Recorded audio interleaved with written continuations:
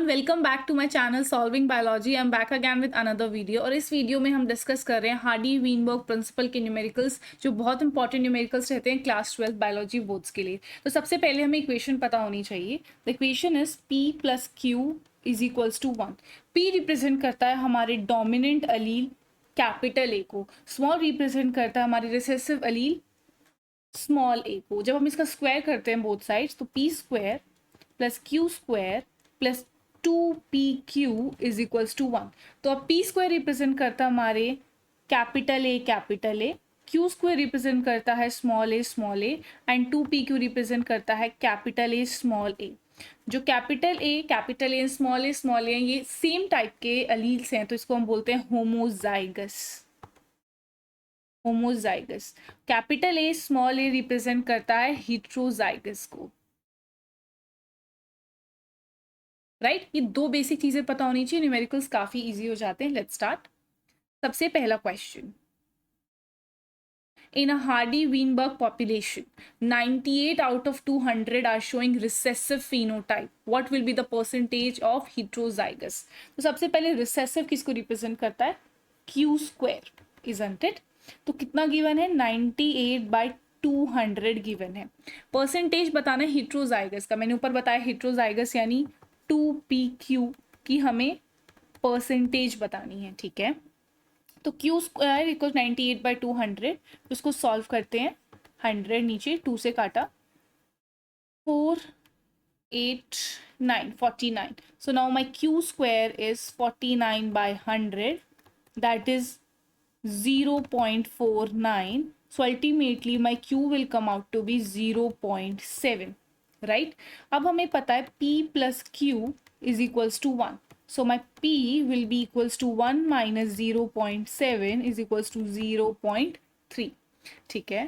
अब यहाँ पे पुट करते हैं heterozygous की 2 into P। P कितना है मेरा? 0.3। Q कितना है? 0.7। So 7 3s are 21, 21 2s are 42, तो 0.42 मेरी फ्रीक्वेंसी आई heterozygous की। हमें परसेंटेज बतानी है, तो 0.42 into 100 हमारी परसेंटेज आ गई 42%, right? Next question. If 51% of population carry at least one copy of recessive allele, find out the frequency of dominant allele. देखो, सबसे पहले इक्वेशन हम लिख लेते हैं। p square plus Q square plus 2pq is equals to 1। p किसको represent करता था? Capital A, Q square small A, 2pq capital A small A. अब लिखता है 51% population carry at least one copy of recessive allele. तो अब recessive अलील किधर है? एक तो यहाँ पे होमोजाइगस में तो है ही है, और हीट्रोजाइगस में भी है। इन्होंने लिखा एटलीस्ट वन कॉपी होना जरूरी है। तो अब किसकी वैल्यू गिवन है हमें वैल्यू गिवन है क्यू स्क्वेयर प्लस 2pq की 51%। 51% यानी 0.51, ठीक है। अब हमें निकालना है फ्रीक्वेंसी ऑफ डोमिनेंट अलील, यानी हमें क्या निकालना है? हमें P निकालना है, ठीक है। तो हम इसको इस इक्वेशन में पुट कर देते हैं। P square plus 0.51 is equals to 1। So P square will be 1 minus 0.51 is equals to 0.49 मेरा P स्क्वायर है। So ultimately my P comes out to be 0.7, right? Next question. In a Hardy-Weinberg population, P is 0.7। पहले हम लिख लेते हैं, P 0.7 है, Q 0.3 है। Total number of individuals population में 60 है, तो टोटल नंबर पॉपुलेशन कितना है? 60 का। Calculate the number of heterozygous यानी 2pq हेट्रोजाइगस हमें निकालना है। तो कैसे निकालेंगे?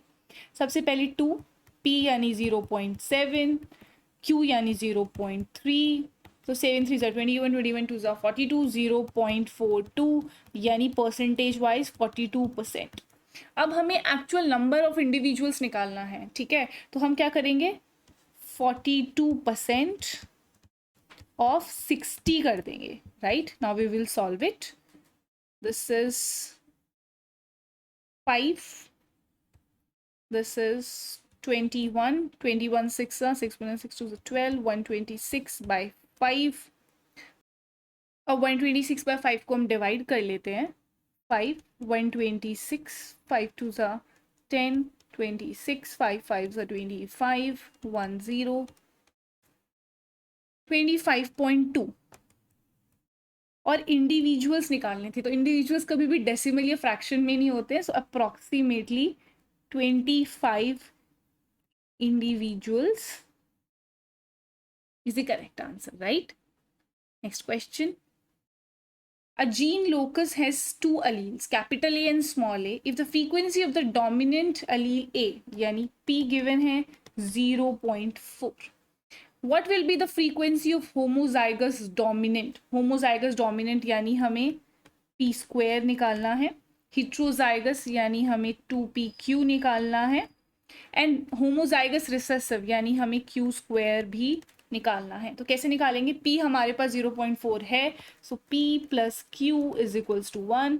सो my q comes out to be 1 minus 0.4, 0.6. ठीक है, तो सबसे पहले p square will be equals to 0.4 into 0.4 is equals to 0.16, right.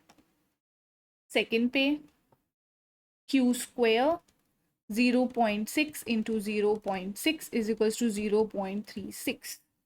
Third पे 2pq, 2 into 0.4 into 0.6.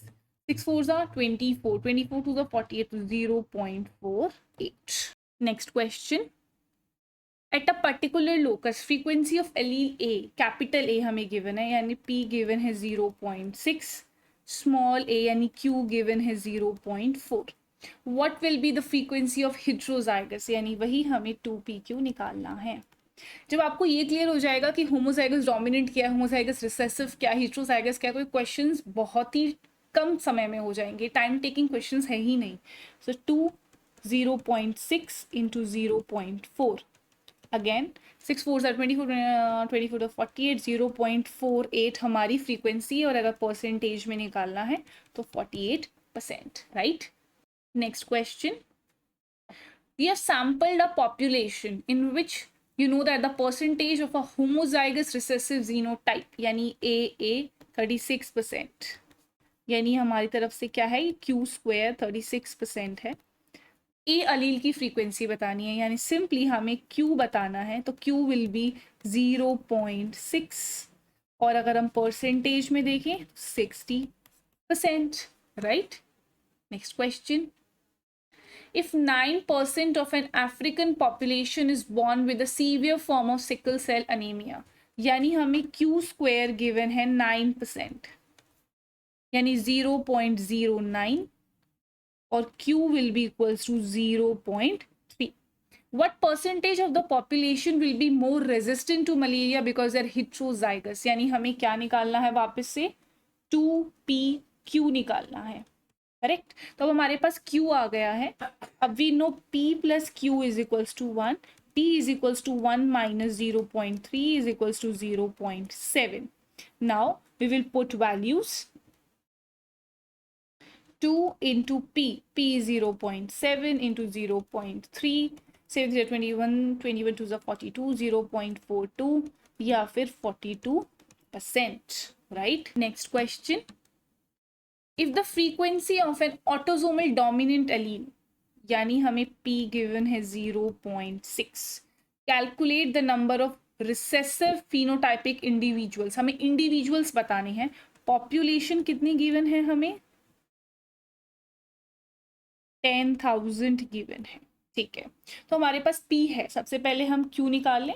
P plus Q is equals to 1, Q is equals to 1 minus 0.6 is equals to 0.4. हमारा Q आ गया. Q square will be equals to 0.16 या फिर 16%, ठीक है.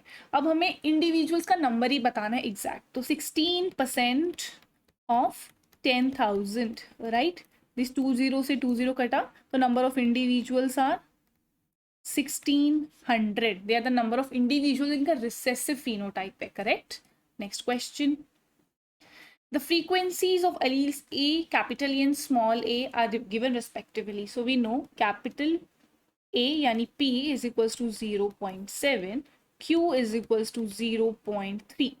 In a random sample of 250 individuals, a population हमें given है 250. How many are expected to be heterozygous? 2pq निकालना है. हमने ऐसा एक और क्वेश्चन सिमिलर किया था. तो सबसे पहले हम 2pq निकाल लेते हैं. 2 इंटू 0.7 इंटू 0.3, 0.42 या फिर 42%. ठीक. अब 42% किसका? 250 इंडिविजुअल्स का, राइट? सो या 5, this is 2, this is 5, this is 21, 21 5s are 105.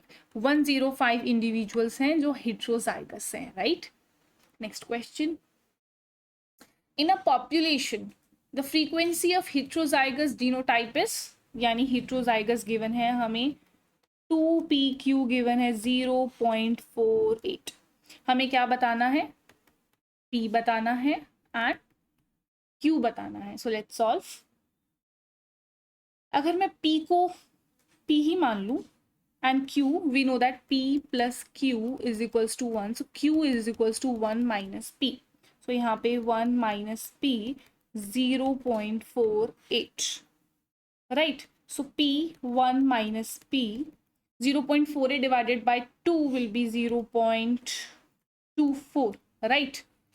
Now 0.24 के हमें दो मल्टीपल्स देखने हैं. तो क्या एक मल्टीपल 0.6 और दूसरा मल्टीपल 0.4 हो सकता है? एग्जैक्टली हो सकता है.